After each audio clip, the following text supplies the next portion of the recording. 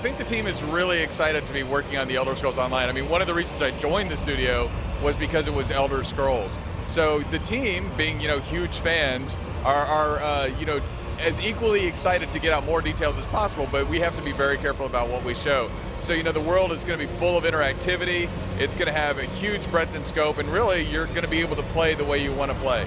What the team has really learned as we've actually just worked on the Elder Scrolls is what it means to us, what are all the different things. So the team is, whether you're your own best critic or your own worst critic, what we'll say is it's not interactive enough yet. The quests, for instance, they don't feel enough like it's a story-driven quest, is something we do. And so we've taken all of this while we've been developing the game and saying, well, we want to make sure that quests are absolutely story-driven, so we take our time with quests. It's not something that's a simple task where you go back and forth, for instance. With combat, we felt like, well, maybe it's not active enough, so the team has spent a lot of time to take away interface elements to really draw the player into the world and make the most engaging experience possible.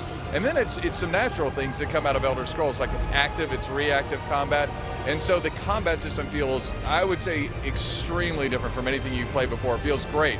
The closest thing I can actually say our combat feels like is Skyrim's combat in a lot of ways. Part of the reason why we've taken away the interface elements, or it's not really taken away, but it's reduced the impact, is because we want the player engaged in the world. We want them absolutely drawn in. So for instance, our AI.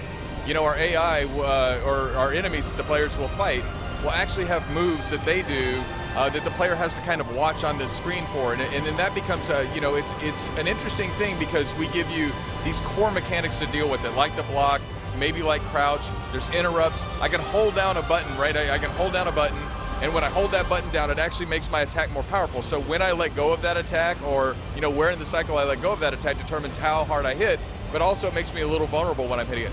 It's really, simple things to understand as a player. So it's really simple to understand, but when you mix all the strategies together, you get a lot of depth and a lot of complexity, and that's one of those things. It's like chess. There's only so many moves for your pieces, but when you put it all together, it becomes this really complex kind of deep system, and I think that's one of the things I've liked the most, is how much depth we get out of simple core mechanics. One of the things we've really tried to do is make sure that players are rewarded for how they play. So it's not just a matter of, okay, I did poorly and I died, and now I have to be penalized for that.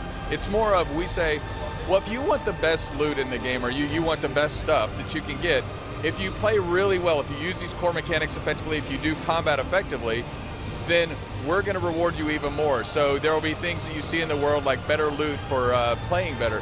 So, and also, we have a system called finesse.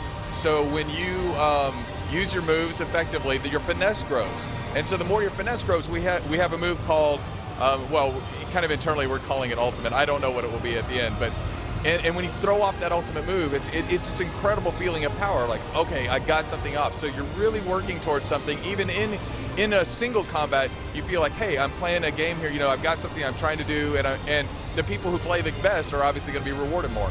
When we change the world in game, it's changed from your perspective. That it doesn't change how you feel about the story, because you just see, oh, wow, there's a statue here that wasn't here before because of something I did, or the world changed in some other way because of something I did. And that is very personal to you. If somebody else isn't in that place, they haven't seen those changes, or they didn't do whatever needed to be done to make those changes, then they would see the world based off their perspective and their view.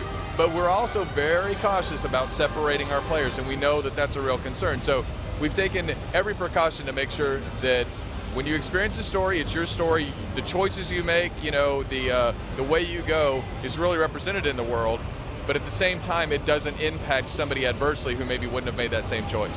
When we made the decision for our players to be able to play on lower-end machines, lower-spec machines, those machines, and the reason we feel comfortable in doing that is because it's not always about, does it have the best engine, or, what can it do? Can it, push the most pixels? It's really about, is the art style gorgeous? Does it look really good? And I think, anybody who looks at our game and who sees the environments we're creating, they'll see, well, this really does look gorgeous. And more than that, it looks like Elder Scrolls. So since we're covering such a huge breadth of of Tamriel, our art style has to encompass all of the different cultures in Elder Scrolls, right? So that's one of the big things that we've really tried to do, is make sure that looks good.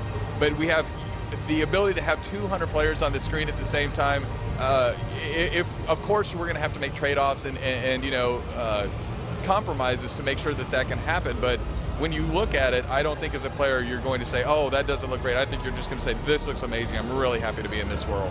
We're really not talking about the business model at this point. What I can tell you is the team is very committed to making sure that there is a ton of gameplay in the game. So that means, you know, we want people to be playing. They'll have, I mean, the world is huge, so they'll be able to play a long time in the game and have a really great experience.